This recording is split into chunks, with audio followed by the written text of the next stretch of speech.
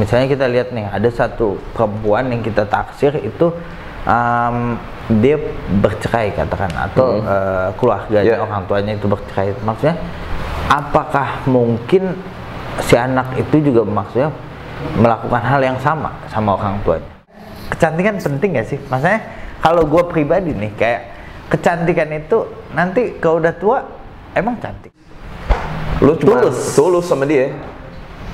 Cari itu jarang, bro. Itu cari di mana? Enggak, gue mau nanya. Aduh, itu cari di mana? Gue tanya. Cari di mana lagi? Lu cari di asrama aja lah gitu.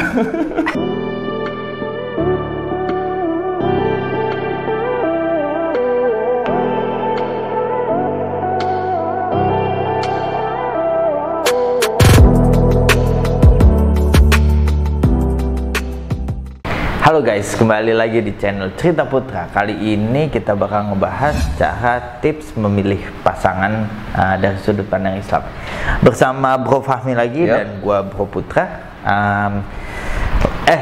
Kita lupa sapa teman-teman yang baru datang nih. Kalau misalnya baru datang, jangan lupa untuk subscribe channel kita. Jangan sampai ketinggalan ya Bro Fahmi. Jangan sampai ketinggalan. Nah, kita langsung aja nih mulai ngebahasnya.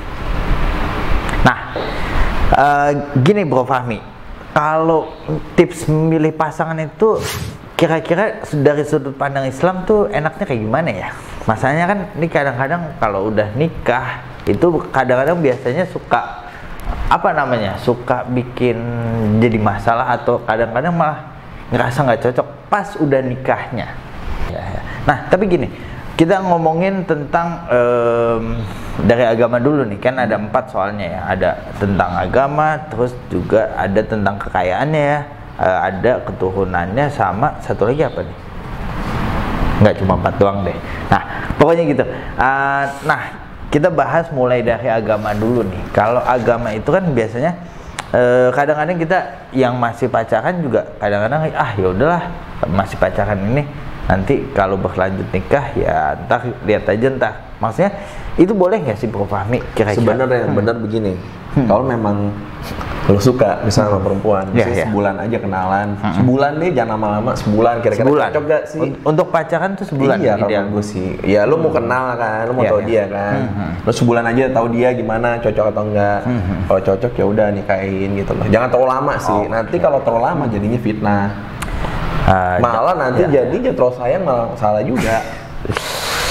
Jadi terlalu sayang kelamaan pacaran jadi sama dia ya kan, katanya wasting money, wasting time, ya kan. Waktu ini nggak bisa diulang waktu. Nggak kayak yang sempat kita bahas juga, waktu tuh nggak bisa kayak kita edit kayak di time frame nggak bisa kalau misalnya edit video. Benar-benar. Nah, itu juga kita juga pikirin kalau harus untuk agamanya kalau bisa sejalan ya Bro Fahmi. Sejalan. Terus juga kita punya pesan juga untuk pacaran jangan lama-lama ya kalau bisa. Jangan lama-lama sih. Itu pun lama aja tuh udah salah menurut gua. Ya, benar-benar. Terus kita lanjut yang kedua nih, karena kekayaan ya kata Rasulullah. Kalau misalnya kekayaan ya, itu penting ya sih? Maksudnya kalau jomplang. Masalahnya begini, kalau kita ngomong kekayaan, semua orang punya kapasitas masing-masing untuk kekayaannya masing-masing dong. Tapi nyatanya, umum yang terjadi, penghasilan mungkin yang didapatkan, misalnya dulu penghasilan dari perusahaan mana atau gimana, itu sebanding dengan pengeluaran, paham nggak? Sedangkan itu tuh mesti diolah untuk menjadi kekayaan. Jadi kekayaan itu nggak gampang orang langsung tiba-tiba menjadi kaya. Itu diolah di awal dan itu butuh kesadaran. Dan tanpa itu nggak akan bisa gitu loh. Oke, berarti ini kayak kalau kekayaan itu sebenarnya adalah habit dong? Iya, betul. Habit setiap hari sih, habit sih. Itu habit tiap hari. Jadi kalau misalnya kita ngolah kekayaan gitu kan memang mesti harus dipikirin mau dibagi portofolio mana, properti atau di mana gitu. Kita harus pikirin dari awal. Dan usahakan misalnya sebagai suami nih, bisa ngolah itu. Usahakan banget. Kenapa gue bilang gini? Kenapa? Jadi itu lu akan lebih pintar secara finansial untuk ke depan gitu loh, untuk make decision gitu loh. Jadi napas lu akan lebih panjang. Misalnya lu buat keputusan apa, lu bisa belajar di sini. Jadi gimana ya, kayak lebih ada goals lah berarti. Lebih nanti misalnya kalau kita nggak bisa pikir ya, maksudnya kalau seandainya kita punya keuangan yang cukup sehat, itu bisa ngelakuin banyak hal ya. Bisa ngelakuin banyak hal, mungkin bisa bantu orang ya kan. Kita bisa membuat passive income kita sendiri. Benar-benar. Ya kan, dengan dari situ kita lama-lama itu kegenerat, lama-lama bertahun-tahun itu makin besar kayak kita. Makanya kalau orang ngomong kekayaan, jangan lo lihat dia kayanya, lo ngeliat prosesnya tuh gimana. Kok bisa sih dia jadi gitu? Gitu loh. Penasarannya begitu gitu loh. Jadi lo tambah pintar. Jadi yang dibilang Rasulullah kita berarti kekayaan itu nggak cuma harta yang ada sekarang, tapi prospek ke depannya ya. Iya, jadi kita mesti menghargai yang namanya uang akumulasi. Kita nggak boleh sembarang menghambur-hamburkan uang untuk sesuatu yang benar-benar nggak ada value-nya di masa depan, karena itu bisa memberikan dampak yang negatif di ekonomi kita mungkin. Mungkin kita lagi butuh apa? Makanya kebanyakan yang gue tahu, itu tuh. Jadi kebanyakan ini gue pengalaman juga ya. Gue cerita pengalaman. Kebanyakan yang pengalaman gue. Jadi biaya utang, misalnya lo utang rumah nih, lo utang rumah, contoh 25 tahun. Tapi gaji yang lo dapetin, ya kan? Gaji yang lo dapetin selama setahun, itu masih mahalan lo bayar bunganya. Tuh, lo mikirnya kayak gitu. Jadi ini kita sempet bahas di podcast ya. Jadi mikirnya lebih kritis aja gitu loh. Karena kalau misalnya lo nggak mikir kritis, nanti lo takutnya telat nanti gitu loh. Paham nggak? Jadi jangan sampai kayak kita sempat bahas juga di podcast sebelumnya kita. Ya betul, yang pernah gue bahas ya. Pernah Bro Fahmi bahas. Kalau misalnya beli rumah itu kenapa kita harus nyicil terus juga pakai riba, malah ujung-ujungnya nggak kebeli, cancel segala macam ya.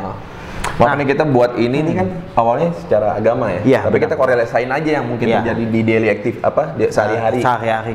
Jadi ada example-nya juga yang kita bahas. Benar. Nah, jadi itu tadi kita bahas tentang kekayaan. Lanjut lagi nih. Selain kekayaan juga keturunannya. Keturunannya penting gak sih kalau kita milih pasangan gitu? Kalau misalnya keturunannya, katakan asumsi ya, misalnya keluarganya punya masalah. Nah ini contohnya kalau misalnya masalah keturunan. Kalau dari keturunan itu biasanya ngeliat hubungan anaknya ini hubungan baiknya dengan orang tuanya, dengan teman-temannya. Kita bisa lihat di lingkup teman-temannya itu bagaimana, apakah lifestyle-nya berlebihan atau gimana, itu bisa lihat semua sebenarnya. Ya, tapi kalau seandainya coba ya, maksudnya gue punya pengalaman, ini cerita sedikit ya Bro. Cerita deh, kan udah cerita. Jadi gini, kalau gue punya temen calon misalnya, terus ternyata dia punya masalah sama antara keluarganya sama temennya, itu gue jadiin pilihan untuk hidup boleh nggak tuh? Ulang lagi coba apa? Misalnya gini nih, kita punya calon pasangan tapi dia punya masalah. Nah, dia punya masalah nggak cuma sama orang tuanya tapi juga sama temennya. Itu terlalu risky kalau menurut gua. Ibaratnya lo main investasi tuh risky banget, high risk high return tuh. jadi itu high risk sih maksud gua. Itu high risk ya. Lo udah tahu nih banyak masalah, banyak problem, nanti gimana lo nikah. Sebenarnya kulit itu mesti lo harus peka. Gitu. Ibarat itu lo tahu gitu. Nanti gimana dalamnya. Itu aja ada masalah gitu loh. Bisa dong kalau bisa lo ini gimana ya, masalah itu dibuat jangan terlalu kompleks lah, yang usahain itu masalah itu nggak ada. Tapi gini, maksudnya seandainya kita masalah, misalnya kita lihat nih ada satu perempuan yang kita taksir itu dia bercerai katakan, atau keluarganya orang tuanya itu bercerai, maksudnya apakah mungkin si anak itu juga maksudnya melakukan hal yang sama orang tuanya? Maksudnya belum tentu karena kan yang masa depan kita nggak ada tahu. Mungkin kita nggak ada tahu, nebak. Kita yang namanya manusia, kita punya keterbatasan, kita nggak bisa nebak masa depan. Tapi seenggaknya kita bisa tahu kita bisa tahu kesalahan mereka. Gitu, seenggaknya kita bisa belajar gitu. Jadi kayak kita bisa prediksi lah. Bisa prediksi akibat dari pembelajarannya itu. Nah kalau menurut gua tadi kan lo bilang apakah anak ini mungkin terjadi begitu juga? Ya tergantung. Gua juga punya teman tapi dianya nggak, ya aman-aman aja, sampai tua juga aman aja. Nggak masalah. Tapi tergantung dari pembawaan lo sih. kalau menurut gue. Tapi itu tetap harus jadi patokan kita untuk seleksi pasangan kita ya. Iya, seleksi pasangan mesti lihat dari ini sih, bibit-bibit bobot sih menurut gue sih. Benar-benar. Terus lihat dari edukasinya, lihat dari pendidikannya, terus apakah Islamnya benar atau enggak. Ya, kita terus bahas tentang yang paling penting nih dan paling banyak dicari, tentang kecantikan. Ya. Maksudnya kecantikan penting gak sih? Maksudnya kalau gue pribadi nih, kayak kecantikan itu nanti kalau udah tua emang cantik. Ya, jadi masalah gini, terkadang kan lo ngomong kecantikan penting, tapi kan nantinya kan lo nanti akan kenalin kemana-mana gitu loh, ke teman, ke kolega lo. Ya itu tergantung selera lo lah. Emang tuh penting, maksudnya penting sih, itu penting sih. Itu buat laki jujur, buat gue penting. Lo ngomong sama gue, buat gue penting. Buat gue penting karena itu yang nanti tiap hari lo akan lihat gitu loh. Maksudnya selera orang tuh beda-beda, bro. Lo nggak bisa sama satu perspektif, lo nggak bisa gitu loh. Gua nggak tahu selera orang gimana juga. Oke. Tapi maksudnya kecantikan itu penting sih. Mayoritas itu penting sih, mayoritas ya yang gue tahu. Tapi paling penting cuma satu, kecantikan hati. Ya itu paling benar. Itu paling benar. Kecantikan hati itu udah paling jarang di dunia. Dan ini benar-benar pure. Orang, lo bayangin, orang kalau hatinya udah cantik, lo bisa bayangin nih, orang kalau hatinya udah cantik, dia sayang sama lo tapi nggak ada excuse, lo bayangin tuh. Itu penting buat teman-teman ya. Maksudnya, iya. Cantik dari hati itu kalau udah sayang nggak ada excuse. No excuse, no embel-embel, you just lo cuma tulus sama dia. Itu jarang bro. Itu cari di mana? Enggak, gue mau nanya. Itu cari di mana? Gue tanya di mana lagi? Lu cari di asrama aja lah gitu. Belum tentu ya. Iya, tapi maksud gue seenggaknya kan ya seenggaknya meminimal risiko lah. Tapi itu penting. Maksudnya buat teman-teman. Jadi mungkin secara visual kita laki-laki ya. Maksudnya ngeliat cewek cantik pasti senang dong. Iya, memang sih mayoritas sih. Tapi kalau misalnya senang, cuma senang doang, maksudnya nanti seiringnya waktu bisa hilang. Tapi kata Bro Fahmi, kalau misalnya cantiknya hati, dari hati, dia mencintai kalian. Lo bayangin, tanpa embel-embel lo. Tanpa embel-embel. Tanpa dia menyalahkan lo, tanpa dia menghakimi lo, benar-benar pure love. Gitu. Tanpa mengharapkan apapun. Tanpa mengharapkan apapun. Nah, itu bisa jadi kecantikan. Maksudnya itu luar biasa sih. Itu bakal diingat terus sih. Sampai kapanpun sih. Untuk laki-laki kita. Iya, itu bakal ingat sih. Iya, Pak. Lo gitu, jangan cara begitu. Lo mungkin agak awalnya mungkin lo gimana, tapi lo mungkin lama-lama ya gampang sayang lagi ke dia gitu. Karena lo kan bisa ngelihat gitu loh. Ya kan makin lama kan lihat kan? Iya. Oh gila, ini udah begini nih sama gue ya gak sih? Iya dong. Gua nggak ngebayang. Sumpah. Maksudnya gini.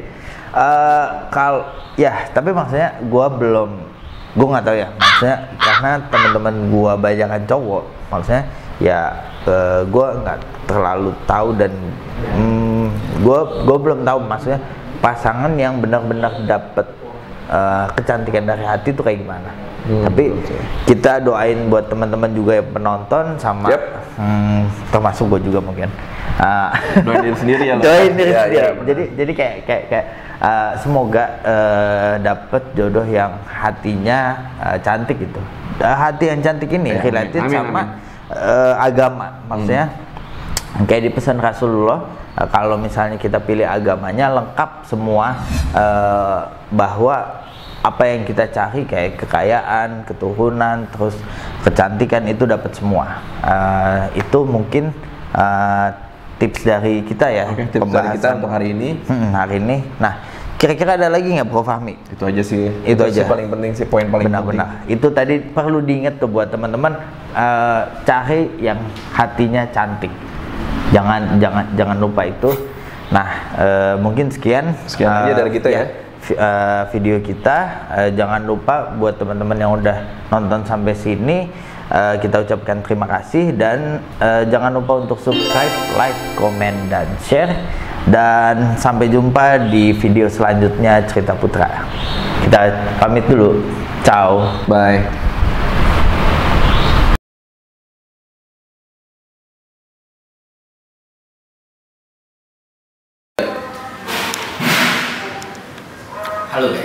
kembali lagi di channel Cerita Putra. Kali ini kita bakal ada challenge untuk makan pop mie.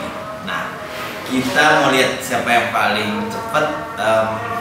Ini pop mie-nya sama kurang lebih, takaran airnya juga sama. Langsung aja kita mulai. Kayaknya sih kita targetin di bawah 1 menit